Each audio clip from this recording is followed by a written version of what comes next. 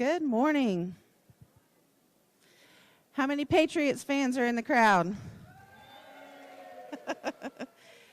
Congratulations on the comeback. I personally didn't watch it, but I was sleeping. But I heard it was very good. I just want to remind everyone that next week, immediately following coffee, Progressive will be here to go over all of the new garbage and recycle information, of which I don't even have yet until they get here. So if you can't make it, we will put a summary on TWR Times of what they say. You know, we'll make sure the information gets to you if you can't make it. But if you can make it, or even if you're watching at home, you know, tune in after coffee, immediately following coffee. We'll go right into that, and then you'll have your TMAC elections. So I just want to make everyone aware, next Monday, immediately following coffee. I've had a lot of people come in and question about street lights. The street lights at your house should be a regular colored white light bulb and not another color. During the holidays, we do allow it. I know that some people want to honor the veterans or the police. You can do that on your porch light, but your street light should be a regular white colored light. We will start sending notices if we notice it, and just a reminder to change them, because it is for safety when people are walking after dark so they can see on the road. So I just want to remind you of that. Gary is here today, and he wants to talk a little bit about the gates. We're going to be quick, I promise. So he's going to come on up and just give you a few pointers and reminders. The one thing I want to say is that we did ask that you didn't give the gate code out to just anybody. If you wouldn't give them your house key, please don't give them the gate code.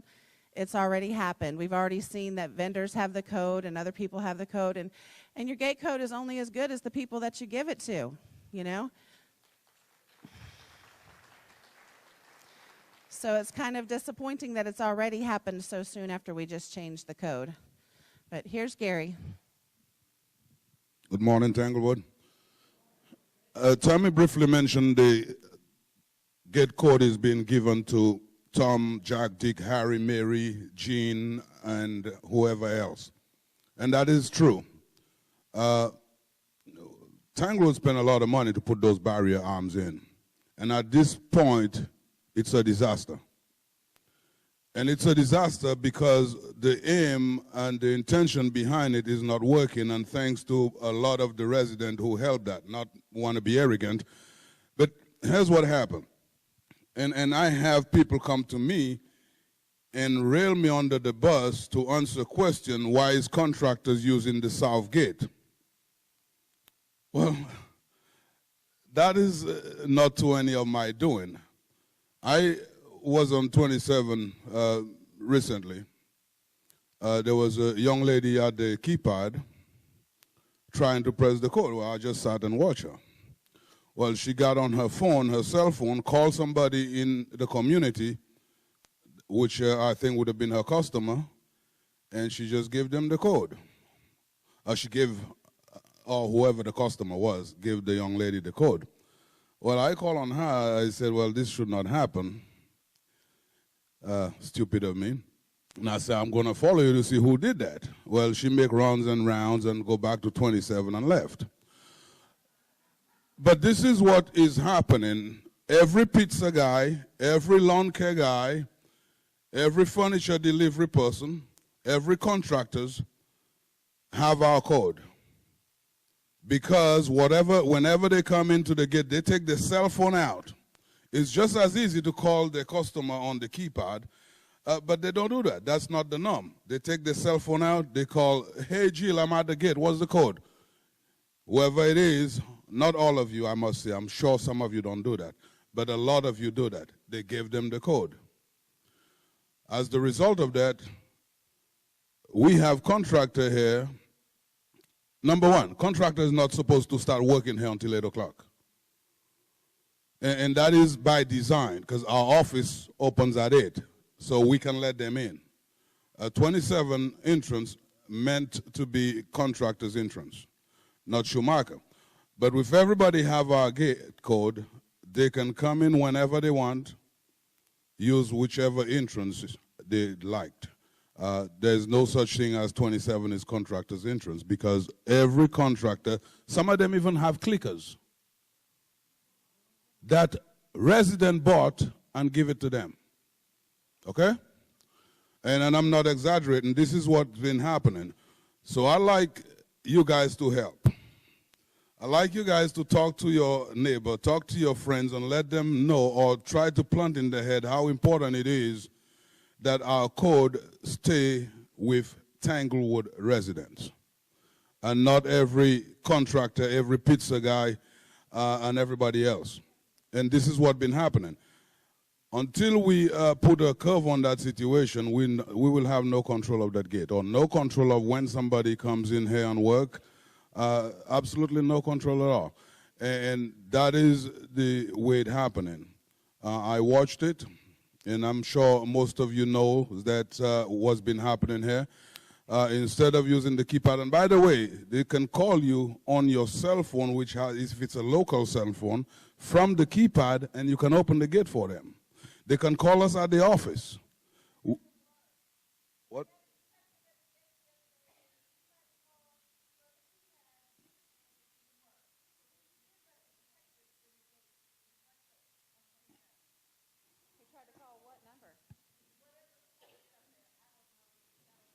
Well, if it doesn't work, they did something wrong because we worked it every day. If you dial 3003, that calls the office. The office will open the gate. Now, during business hours, if we're not at work, and if we're not at work, that means the community is closed for closing, for work, for contractors. Now, you will have your pizza guy deliver pizza at 8 o'clock. Either you meet him at the gate or can call your house on a line or a local cell phone and you can open the gate for them. Now, the police can always get in. They can use their siren and open the gate. They don't need a code or a clicker. But that's how we have to make it happen in order to, for it to work. If somebody is coming to deliver pizza, they have to use 27 entrance, call you from the keypad, not the cell phone. That's what I've noticed happening. They call from the cell phone and they ask for the code. And it's been given to them most of the time. I'm sure there's some people that say, no, I can't do that. I'm sure of that.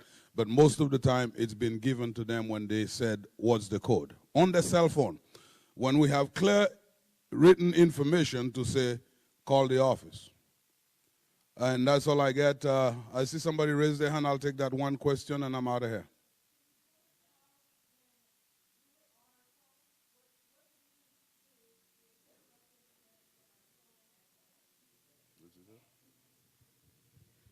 You need to call the office and make sure that your local phone number is programmed into the gate system. As long as it's a local number, we can program it in. There's a scroll on the gate system that they can scroll through and find your name, or if you want to give them a shortcut, it's your address, your house number. So if your house number is 1221, that's the number they're going to dial in at the keypad. It'll ring your house and they say, hey, it's Joe. I'm here for whatever, and then you just press 9 on your phone and the gate will open. And we have all those instructions at the business office too, so if you want to stop by and pick it up. And I encourage all of you, if your number is in there and you've never actually done this before, go down to the gate and test it. Play with, make sure you know how to use it, so when your guest is coming, you can explain to them how to do it and you understand it better. Only local numbers at this time. Right. If you don't have a local number during business hours, they can always call the office and say, hey, I'm Joe. I'm here to see, this person at this address, and we will open the gate for them as long as they can give us a name or an address. If they can't give me that information, I don't open it.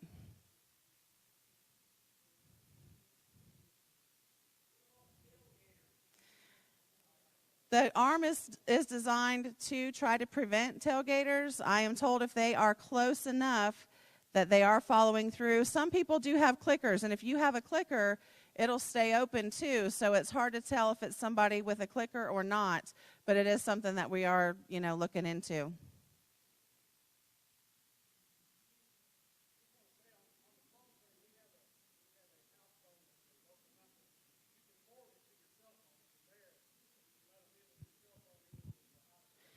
He said they have a house phone that is a local number that they forward to their cell phone, which is not a local number. So that's another way to get around it. If you do have a local number, but it's not your cell phone, so you're not always home or whatever, that you can have it forwarded to your cell phone.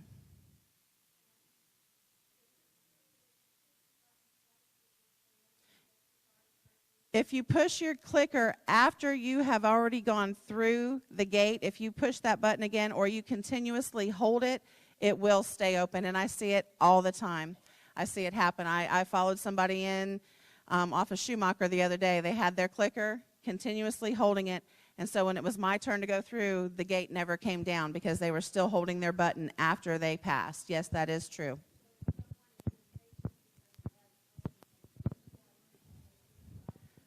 Correct. If you keep pushing it because you think it's going to come down on you, it will stay open when you pass, and then the next person that comes has a clear entry. Yeah, the key thing is this. A lot of people I've noticed do the same thing. They hold their clicker because they think that the arm going to come down on them if they don't hold their clicker, and I think that's the mindset behind it.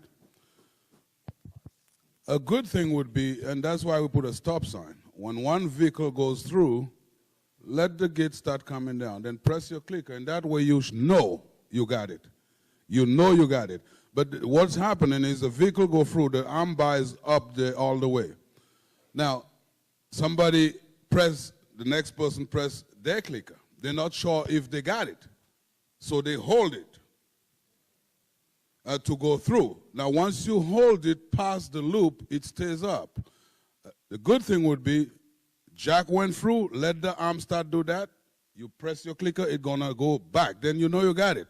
There's no reason to hold it past the loop or past the gate if you do it that way, because that would ensure and you will know that I got it.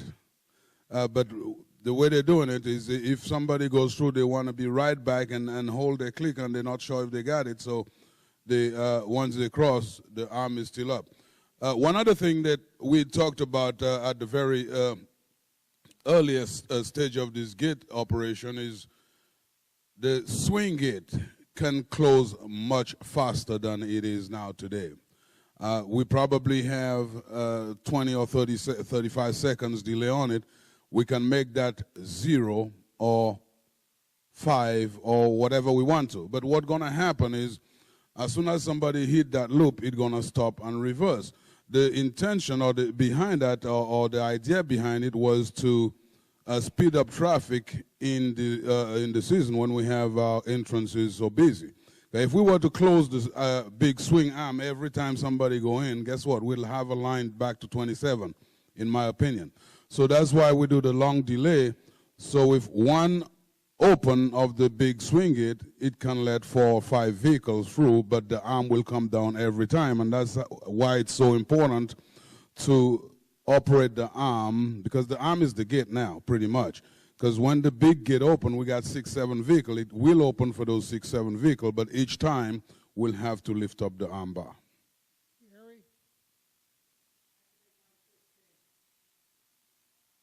Hey, Gary? Yes. Turn your mic on. Your mic is not on, I don't think.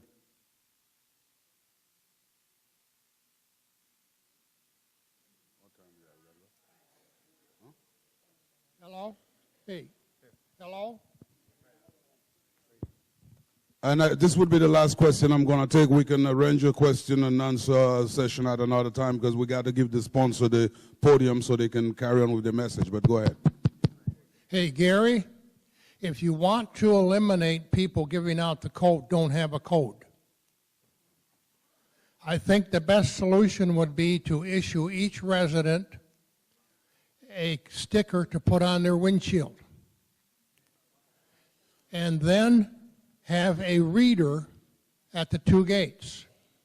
So the only way they're going to get in is to have that reader read that sticker on the windshield, similar to what Florida does on their turnpikes. I hear you and I understand your question, but this system we have there is not comparable to do what you just asked. There was, I believe, discussion with our regional managers our regional manager, and those who are involved in installing what we have today. So that's what we have, that's what we got to work with until such other time. If the barcode reader you talked about can come into play. But for now, we have to figure out how best to work what we have. Thank you. If you have more questions and or something, that we'll be in the community room until 9:30. So if you want to come back there, if you have a quick question, we'll be back there until 9:30. Thank you.